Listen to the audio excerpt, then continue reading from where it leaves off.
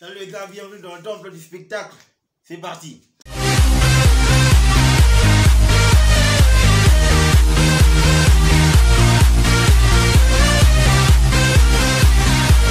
Aujourd'hui, on va parler, n'est-ce pas, de l'état de santé de l'équipe, la plus grande équipe du pays, qui est le TP Mazembe. Aujourd'hui, on va essayer de voir c'est quoi d'abord le niveau actuel, l'état de santé actuel. Comment ça se passe? Qu'est-ce qui est vraiment à la une? Et qu'est-ce qui est en train d'arriver? Ok? Donc les gars, on y va par rapport à l'état de santé général de la team noir et blanc, l'équipe du TP Mazembe. Les gars, on a constaté qu'il y a un calme. Il y a un calme olympique qui est en train de régner en ce qui concerne les news du TP Mazembe. Parce que déjà qu'on sait qu'il n'y a pas de l'INAFoot, il n'y a pas de Champions League, il n'y a pas de Super League, il n'y a pas de Coupe de la CAF en ce qui concerne les équipes de la République démocratique du Congo. Et du coup, il y a vraiment un silence radio. Mais aujourd'hui, on va voir, on va essayer de donner l'état de santé actuel du TP Mazembe. Ce qu'il faut savoir, c'est que premièrement, les vrais joueurs, les joueurs qui ont un contrat avec le TP Mazembe, sont en vacances depuis pratiquement une semaine. Ils sont allés, n'est-ce pas, se détendre avec les membres de famille, etc. Parce que après cette période, ça va être vraiment une saison charnière du TP. Ça va être vraiment lourd pour les jours à venir. Pourquoi? Parce qu'il y a déjà la Super League qui est en train de s'annoncer, qui est en ligne de mire. Donc du coup, il faudra, n'est-ce pas, que les joueurs aillent, n'est-ce pas, se requinquer, se détendre avec leurs membres de famille, les amis, etc. Donc en vacances, quoi, en congé, ils penseront à rien. Donc moi-même, si j'étais à la place des joueurs, je penserais à rien d'autre qu'à l'amusement. Parce que je sais qu'après cette période, c'est la bataille qui commence. Parce qu'il faudra, premièrement, sauver sa peau, sauver sa place, sauver, n'est-ce pas, son standing. Et c'est chose qui ne sera pas facile. Pourquoi? Parce que Mazembe vient de remercier le droit libanais. Je vous ai parlé lors de la vidéo précédente concernant le mercato du TP Mazembe. Comment est-ce que ça se passait? Eh bien, à ce qui se dit, les droits libanais ont été libérés parce que ça n'a pas donné. Ils n'ont pas répondu présent par rapport aux exigences de l'entraîneur, par rapport aux exigences du club. Et moi aussi, j'étais en train de me poser des questions. Parce que je sais que le Liban, pour la spécialité du Liban, c'est le pain. On est tous d'accord, d'où les boulangeries en cascade ici, n'est-ce pas? C'est leur spécialité. Mais de là, nous prendre des joueurs, c'est pas que je suis en train de vilipender leur talent, c'est pas que je suis en train de vilipender, n'est-ce pas, le football libanais. Mais je me demandais, est-ce que si ça avait été des Tunisiens, Algériens, je comprendrais, pour dire voilà, ça c'est vraiment quelque chose de bon, c'est vraiment quelque chose qui va nous apporter, comme c'est fut le cas avec Ben Youssef à l'époque, quand il a fait mal à Mazembe en 2013 lors de la finale de la Coupe de Confédération. Là on croirait réellement au potentiel du joueur. Mais le Liban, c'est un peu tout nouveau. On se demande, est-ce qu'il y a un bon championnat?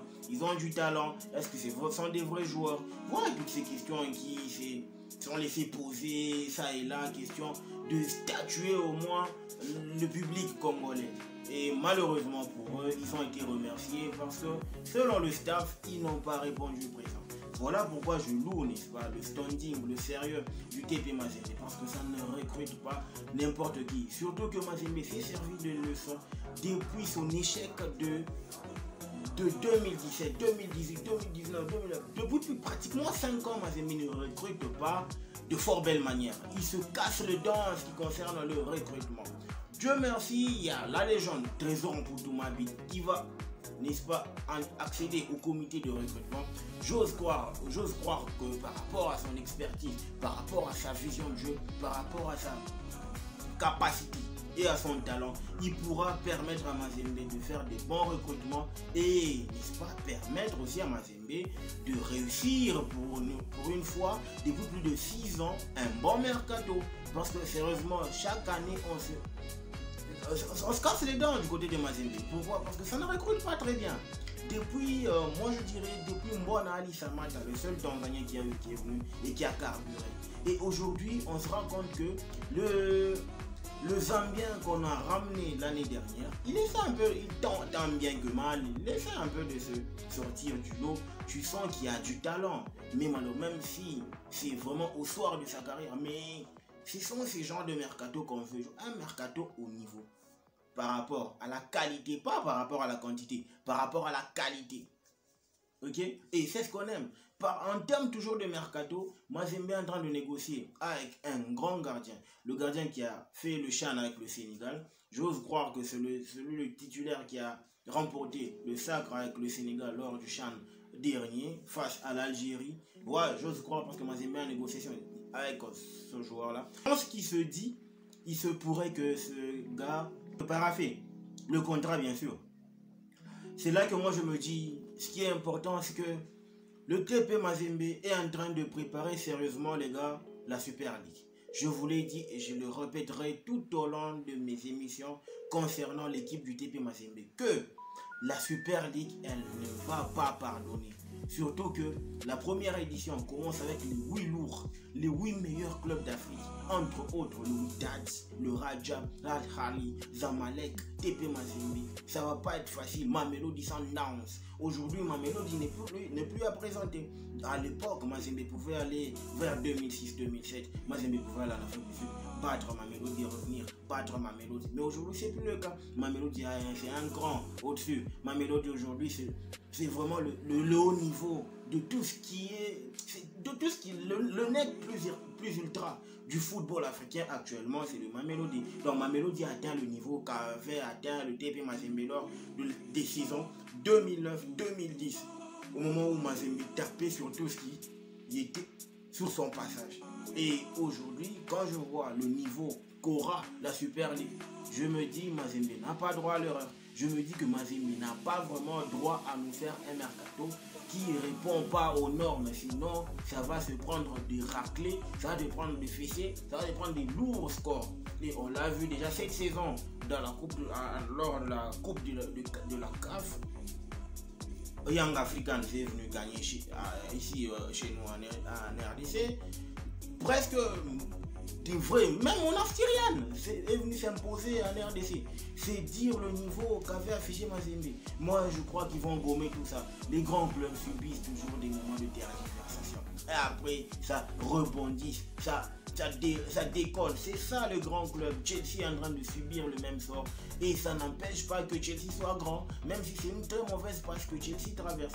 D'où aussi le fait que Mazembe peut traverser une période sombre pour qu'il apprenne de ses erreurs afin de repartir de l'avant. Donc les gars, moi je pense que l'état de santé de Mazembe, pour le moment, il n'y a pas de pronostic. Je dirais du 50-50. Genre, il y a trop d'attentes, il y a aussi ce côté-là où on se dit qu'il faut aussi permettre aux joueurs de se reposer. Il faut permettre aux joueurs d'aller changer des idées et de revenir avec un mental d'acier, avec un moral, avec un mental de fer. Parce que ça va vraiment être bien si jamais tu remarquais qu'un joueur comme Kitamba la GFT, qui a un bon gabarit, qui a du talent, il manque juste la précision dans la technique, c'est tout. Ce gars-là, moi je crois, il me rappelle un certain Kalidou Kadioko au début, même s'ils n'ont pas c'est pas le même profil, mais par rapport au début,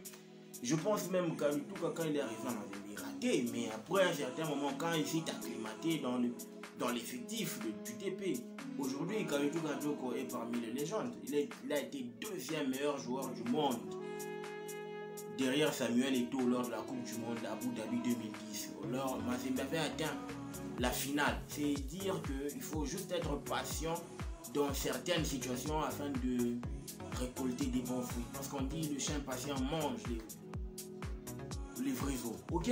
Donc les gars, je pense que en ce qui concerne l'actu TP Mazembe, c'est tout pour aujourd'hui. Mercato, on attend un Sénégalais et on attend également un défenseur libanais qui va aussi atterrir. Donc c'est toujours dans les à peu près. Et ce n'est pas encore officiel, mais il se pourrait que ces gens-là débarquent dans les prochains jours à l'aéroport international de la Louane pour poursuivre leur période d'essai. Et ce qu'il faut souligner, c'est que le coach Lamine Daya a dit ça va plus prendre longtemps l'histoire des essais, parce que il faut aussi qu'ils se décident qui va prendre, qui va pas prendre. Question que lorsque les joueurs viendront, le groupe va revenir, qu'il essaie de trouver un bon amalgame afin d'attaquer au mieux la Super Ligue africaine qui va commencer.